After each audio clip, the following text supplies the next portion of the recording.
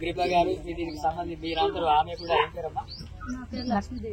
లక్ష్మీదేవి చాలా విషయాలు ఉండే సమస్య అంతా కూడా అర్థమయ్యేటట్టుగా చెప్పింది. లీగల్ గా ఏ విషయాలు ఉన్నాయనేది అగ్రిప గారు కూడా చెప్పారు. ఇక్కడ ఉండేటటువంటి వాళ్ళకి సంబంధించినటువంటి దాంట్లో మీరు చెప్పాల్సింది ఏంటంటే, ఇప్పుడు చాలా విషయాలు మీరు చెప్పినాయి కానీ ఆయన చెప్పినాయి కానీ అవన్నీ జరిగిన తర్వాత అధికారులు, పోలీసులు, రౌడీలు వచ్చి చేసే విషయాలు ఇవన్నీ ఒక భాగం.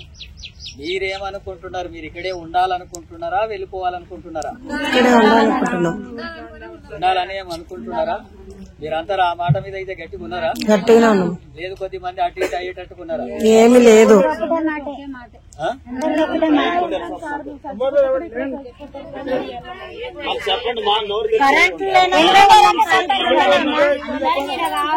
అందరం వినబడతాం, జాగా కావాలి మాకు అందరికి.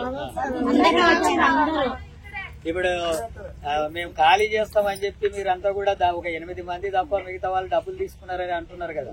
అవును సార్. ఎందుకు తీసుకున్నారు మరి? తీసుకున్నాం సార్.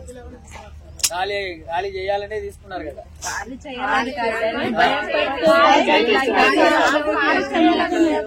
ఉన్నా లేకపోయినా మీరు తీసుకున్నా తీసుకోకపోయినా కాళ్ళ వెళ్ళిపోవాలి మీరు అని చెప్పిండ్రు కదా, తీసుకున్నాం. డబ్బులు మా చేతిలోకి వచ్చినప్పుడు చాలా వేసినాం సార్. సంతకం పెట్టేటప్పుడు చాలా 30 సంవత్సరాలు ఉండి ఒక్క సంతకంతో ఈ 3 లక్షలతో ఈ బస్తీకి నాకు రుణం తీర్పాలి. సంతకం పెట్టినప్పుడు అంటే చదువురాని వాళ్ళు సంతకాలు పెట్టించారు. కాగితాల మీద సంతకాలు తీసుకున్నారా? వైట్ పేపర్ సార్, మీద వైట్ పేపర్ మీద స్టిక్కర్ లాగా అంటించారు. అట్లా సంతకం పెట్టింది ఫోటో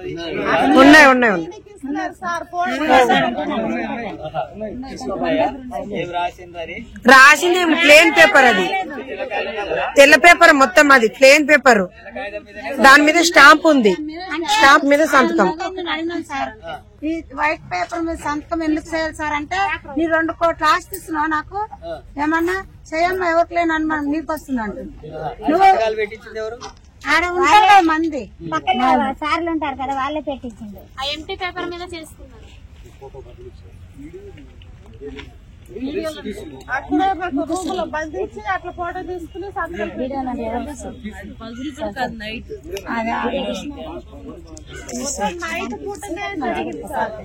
ఏంది వాళ్ళు తీయమంటున్నారు వీడియో? అదే అది వీడియో తీయమంటున్నారు. బయటకి పోపు అన్నారు కదా, అప్పుడు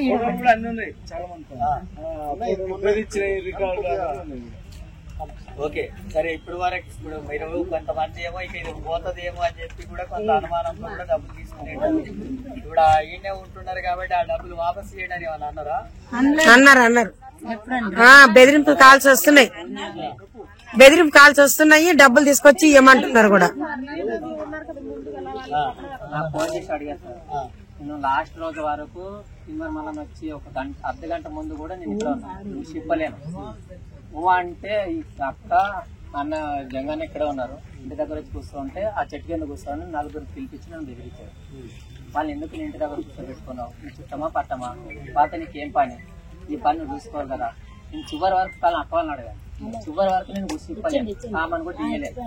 వాళ్ళంతా వాళ్ళ డిస్మిల్ పెట్టించి మనుషులు పెట్టించి చేసేది. ఎందుకంటే ఇప్పుడు నువ్వు డ్యూటీకి పోతున్నా వస్తున్నావు, ఏ టైంలో ఏం చేస్తామో మాకే తెలియదు.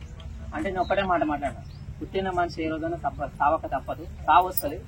అదేదో బస్సు గురించి అయినా నేను సామాన్యంగా వస్తానేమో కానీ కొన్ని పిల్లలు ఉన్నారంటే పిల్లలు వాళ్ళ తలరాత ఎలా రాకుంటే అలా జరుగుతుంది. నేను సాగు భయపడా, ఏం చేసుకోవాలంటే కూడా ఒత్తిడి చేసి చివరికి ఇక పిల్లలు ఒకటే ఏడ్చేస్తా, బయటకుంటే ఏడన్నా పోయి గింజన కాదం నాన్న, ఇది భూమి తీసుకొని వాళ్ళ బొందలు కట్టుకొని అని నా 2 పిల్లలు నిన్న మీడియా ముందు కూడా మాట్లాడారు. చిన్న పిల్లలు 7 years ఉన్నారు, వాళ్ళు ఏడ్చారు. వాళ్ళ ముఖం చూసాను నేను కాల్ చేశాను కానీ, లేకపోతే వాళ్ళు నన్ను చంపడమా చేయడం ఏదో ఒకటి జరుగుతుంది. డబ్బులు అడిగారు, నేను ఇచ్చేస్తా అని చెప్పిన. ఇప్పటికే రండి నా నష్టపరిహారం మేము ముందు అది కట్టించేసారు, నా మీద కంప్లైంట్ పెట్టారు కదా, కేసు కట్టిరండి, ఆ డబ్బులు ఇచ్చేస్తా నా నష్టపరిహారం కట్టి. అంటే నేను ఇవ్వమన్నామా, నువ్వు ఇచ్చుకున్నావంటే సరే అట్లయినా సరే రండి, నేను ఆడ మాట్లాడి మీ డబ్బులు మీకు తప్పు చెప్తాను చెప్పి. ఇప్పుడే కానీ ఈ క్షణం నా అమ్మమ్మకి నిలబడి మాట్లాడని నేను ఇచ్చేస్తాను.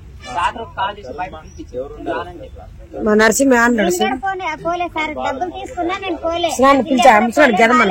నేను పోను, ఇక్కడ ఉంటానని నేను కూడా మొండిగా అక్కడే ఉన్నా, పోలే. సరే అయితే జరిగిపోయింది, ఏదో కొంత ఇది జరిగి మీరు కూడా ఆందోళన పడ్డట్టున్నారు, భయపడ్డట్టున్నారు. ఉంటుందో లేదని అనుకున్నట్టున్నారు. ఈ బస్వతారకం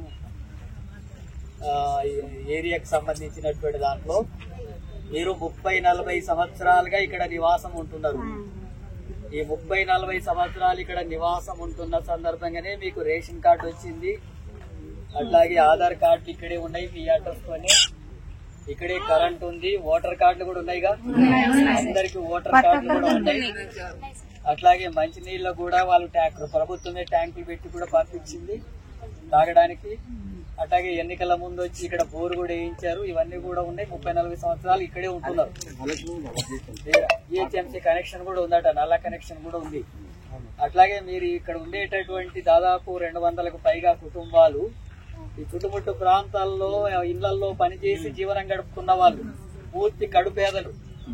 ఆ వచ్చినటువంటి కొద్దిపాటి మనం ఉండడానికి తినడానికి కూడా సరిపోదు, పిల్లల్ని చదివించడానికి సరిపోదు. అలాంటి స్థితిలో అనివార్యంగా ఇక్కడ గుడి చేసుకుని నివాసం ఉంటున్నారు. ప్రభుత్వ భూమి కాబట్టి, ఈ ప్రభుత్వ భూమి కాబట్టి మీరు ఇంతకాలం నివాసం ఉన్నా ఎవరు రాలేదు. 30-40 సంవత్సరాల నుంచి రాలేదు. అగ్రిప గారు